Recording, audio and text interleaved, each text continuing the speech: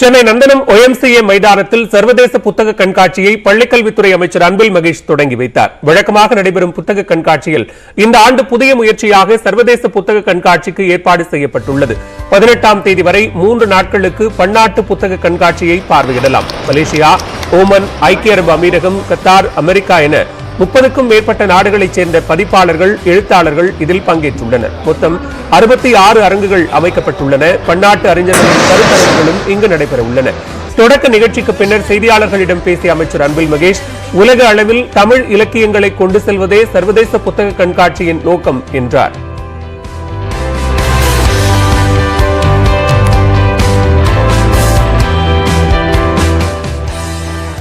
தொடர்ந்து விரைவு செய்திகளை பார்க்கலாம்.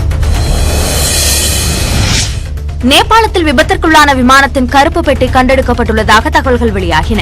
காத்மண்டுவில் இருந்து புகாராவை நோக்கி ஏஜே ஏர்லைன்ஸ் விமானத்தில் 68 பயணிகள் பயணித்தனர். தரையிறங்க சில நொடிகளுக்கு முன்பு விமானம் கீழே விழுந்து நொறுங்கி தீப்பிடித்து எரிந்தது. இந்த விபத்தில் விமானத்தில் பயணித்த 68 பயணிகள், 4 விமான பணியாளர்கள் என 72 பேரும் உயிரிழந்தனர். இதனிடையே விபத்திற்குள்ளான விமானத்தின் கருப்பு பெட்டி கண்டெடுக்கப்பட்டுள்ளதாக தகவல்கள் வெளியாகியுள்ளன. காத்மண்டு கொண்டு செல்லப்படும் அந்த கருப்பு பெட்டியில் பதிவாகியுள்ள தகவல்களின் அடிப்படையில் விமான விபத்திற்கான காரணம் வரும் என்று கூறப்படுகிறது. 20 கோடி ரூபாய் ஒதுக்கீட்டில் வள்ளலார் பல்லுயிர் காப்பகங்கள் திட்டத்தை முதலமைச்சர் மு க ஸ்டாலின் தொடங்கி வைத்தார். சென்னை வள்ளுவர் கோட்டத்தில் நடைபெற்ற வள்ளலார் 200வது பிறந்தநாள் ஆண்டு விழாவில் முதலமைச்சர் மு க ஸ்டாலின் கலந்து கொண்டார். விழாவில் ஆதரவற்ற, கைவிடப்பட்ட, காயமடைந்த வளர்ப்பு பிராணிகள் உட்பட பல்வேறு விலங்குகளுக்கு பராமரிக்கும் அரசு சாரா நிறுவனங்கள் மற்றும் சேவை நிறுவனங்களுக்கு நிதியுதவி அளிப்பதற்கான வள்ளலார் பல்லுயிர் காப்பகங்கள் திட்டத்தை தொடங்கி வைத்தார். முதல் தவணையாக 88,05,000 ரூபாய் நிதி உதவியை முதலமைச்சர் வழங்கினார். உடன் அமைச்சர்கள் உதயநிதி, தாமோ அன்பரசன், மா சுப்பிரமணியன், சேகர் பாபு உள்ளிட்டோர் இருந்தனர். காங்கிரஸ் எம்பி ராகுல் காந்தி பஞ்சாப் மாநிலம் ஜலந்தரில் இந்திய ஒற்றுமை பயணத்தை மேற்கொண்டார். கடும் குளிரையும் பொருட்படுத்தாமல் ராகுல் காந்தியுடன் திரளான தொண்டர்கள் நடைப்பயணத்தில் பங்கேற்றனர். அண்மையில் காங்கிரஸ் எம்பி சந்தோஷ் சிங் சௌத்ரி ராகுல் காந்தி நடைப்பயணத்தின் போது உயிரிழந்த நிலையில் உயிரிழந்த எம்பியின் குடும்பத்தினருக்கு ஆறுதல் கூறிய ராகுல் காந்தி ஜலந்தரில் இருந்து தனது பயணத்தை மீண்டும் தொடங்கியுள்ளார். செப்டம்பர் மாதம் தமிழ்நாட்டில் தொடங்கிய தேசிய ஒற்றுமை பயணம் பல்வேறு மாநிலங்களை கடந்து தற்போது பஞ்சாபை எட்டியுள்ளது. ஜம்மு காஷ்மீரில் இந்த ஒற்றுமை பயணம் நிறைவடைய உள்ளது. திருப்பதி மலையில் உள்ள கோயிலில் இரவு நேரத்தில் கரடி நடமாட்டம் தென்பட்டுள்ளது. பாலாஜி நகர் குடியிருப்பு அருகே பால திரிபுர சுந்தரி கோயில் உள்ளது. வனப்பகுதிக்கு அருகே இருக்கும் இந்த கோயில் வளாகத்தில் இரவு நேரத்தில் கரடி புகுந்தது. அதனை பொதுமக்களை விரட்டி அடித்தனர்.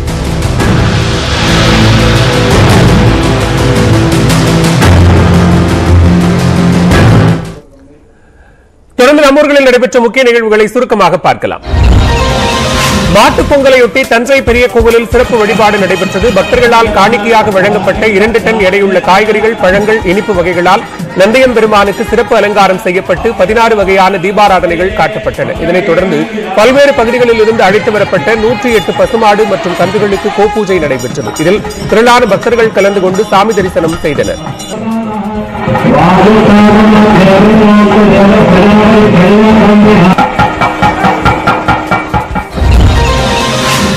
மயிலாடுதுறையில் திருவள்ளுவர் தினத்தை முன்னிட்டு திருவள்ளுவர் திருத்தேர் நகர்வலம் நடைபெற்றது. விசித்திராயர் வீதியில் உள்ள வள்ளுவர் கோட்டத்திலிருந்து புறப்பட்ட திருவள்ளுவர் திருத்தேர் நகரின் முக்கிய வீதிகள் வழியாக வலம் வந்து தியாகி நாராயணசாமி நகராட்சி மேல்நிலைப் பள்ளியை அடைந்தது.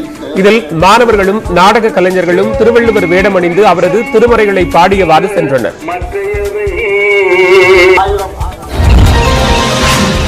தூத்துக்குடி அருகே நடுக்கடலில் தத்தளித்த மானை மீட்ட மீனவர்கள் கரைக்கு கொண்டு வந்து வனத்துறையினரிடம் ஒப்படைத்தனர். இனிகோ நகரைச் சேர்ந்த மீனவர் ஜெரோம் உள்ளிட்ட 4 மீனவர்கள் முயல்தீவு பகுதியில் நண்டுபிடிக்க சென்றுள்ளனர். அப்போது நடுக்கடலில் மான் ஒன்று தத்தளித்ததை கண்ட அவர்கள் கரைக்கு வந்து மற்றொரு ஃபைபர் படகில் மேலும் சில மீனவர்களை அழைத்துச் சென்று அதனை மீட்டு வந்தனர்.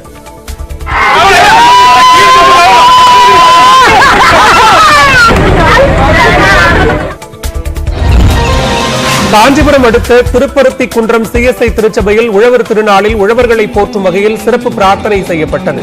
கரும்புகள் கொண்டு திருச்சபை அலங்காரம் செய்யப்பட்டிருந்தது. உழவர்களின் பெருமை குறித்து கிராமிய இசை நிகழ்ச்சியும் நடத்தப்பட்டது. வானத்துல வாழ்கிற பெத்தவரே சாமி என்ற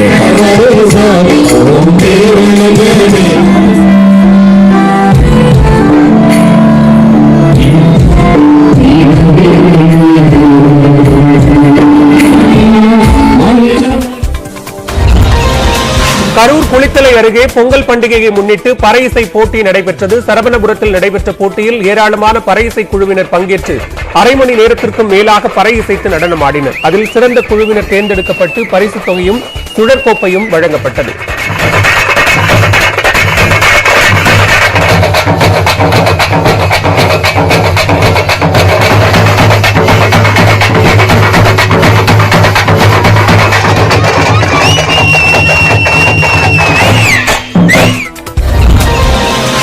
மாட்டுப் பொங்கலையொட்டி திருவண்ணாமலை அண்ணாமலையார் கோவிலில் திரளாக பக்தர்கள் சுவாமி தரிசனம் செய்தனர். இன்று அதிகாலை அண்ணாமலையார் உண்ணாமுலை அம்மனுக்கு சிறப்பு அபிஷேகம் மற்றும் ஆராதனை நடைபெற்றது. பின்னர் நந்தி பகவானுக்கு இனிப்புகள், காய்கறி மற்றும் பழங்களால் மாலைகள் அணிவிக்கப்பட்டு சிறப்பு வழிபாடு நடைபெற்றது. இதனைத் தொடர்ந்து அண்ணாமலையார் உண்ணாமுலை அம்மன் தனித்தனி வாகனங்களில் எழுந்தருளி திட்டுவாசற்படியில் சூரிய பகவானுக்கு காட்சியளித்தனர். வேலூரில் விபத்தில் மூளைச்சாவடைந்த இளைஞரின் கண்கள் மற்றும் கல்லீரல் தானமாக வழங்கப்பட்டன. சேரி கிராமத்தைச் சேர்ந்த கட்டிட மேஸ்திரி ஆறுமுகம் கடந்த 13ஆம் தேதி இருசக்கர வாகனம் மோதி படுகாயமடைந்தார். சிஎம்சி மருத்துவமனையில் மூளைச்சாவு அடைந்த நிலையில் அவரின் கண்களும் கல்லீரலும் அதே மருத்துவமனைக்கு தானமாக வழங்கப்பட்டன. தேசிய வில்வித்தை போட்டியில் வெண்கலம் வென்ற வேலூர் மாவட்டத்தைச் சேர்ந்த சிறுவனுக்கு உற்சாக வரவேற்பு அளிக்கப்பட்டது. குடியாத்தம் அடுத்த அழிஞ்சிக்குப்பம் கிராமத்தைச் சேர்ந்த 8 வயதான ரிஷிகேஷ் ஆந்திராவில் நடைபெற்ற தேசிய அளவிலான வில்வித்தை போட்டியில் 3வது இடம் பிடித்து சாதனை படைத்தார். பதக்கம் வென்று சொந்த ஊர் திரும்பிய சிறுவனுக்கு கிராம மக்கள் பட்டாசு வெடித்து மேல தாளங்கள் முழங்க உற்சாக வரவேற்பு அளித்தனர்.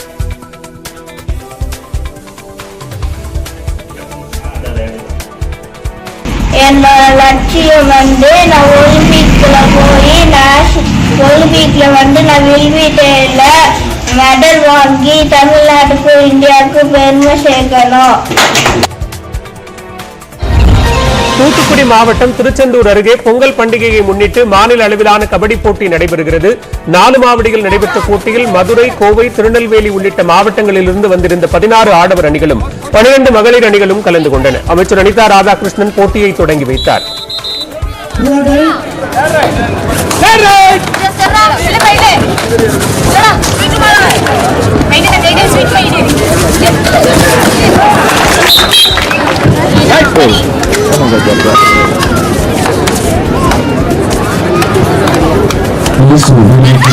புதுவாழ்வு சங்கமும் தூத்துக்குடி மாவட்ட அமைச்சர் கபடி கழகம் இணைந்து நடத்தும் மாட்டுப் பொங்கலையொட்டி கன்னியாகுமரியில் சுற்றுலா பயணிகள் குவிந்தனர். பொங்கல் தொடர் விடுமுறையை முன்னிட்டு பல்வேறு மாவட்டங்களிலிருந்தும் சுற்றுலா பயணிகள் கன்னியாகுமரிக்கு வந்த வண்ணம் உள்ளனர். இன்று அதிகாலை முதலே முக்கடல் சங்கமிக்கும் திரிவேணி சங்கமத்தில் குவிந்த பொதுமக்கள் சூரியன் உதயமாகும் காட்சியை கண்டு ரசித்தனர். இதனைத் தொடர்ந்து கடலில் இறங்கி நீராடி பகவதி அம்மன் கோவிலில் சுவாமி தரிசனம் செய்தனர். கோவை மாவட்டம் நஞ்சுண்டாபுரம் கிராமத்திற்குள் நுழைந்த யானை செங்கல் சூளையில் உலா வந்த சிசிடிவி காட்சி வெளியாகியுள்ளது. செங்கல் சூளைக்குள் புகுந்த யானை அங்கிருந்து பொருட்களை சேதப்படுத்தியது. தொடர்ந்து அருகில் இருந்த சின்னராஜ் என்பவரின் தோட்டத்திற்குள் சென்று வாழை, தென்னை மரங்களையும் உடைத்து எறிந்தது.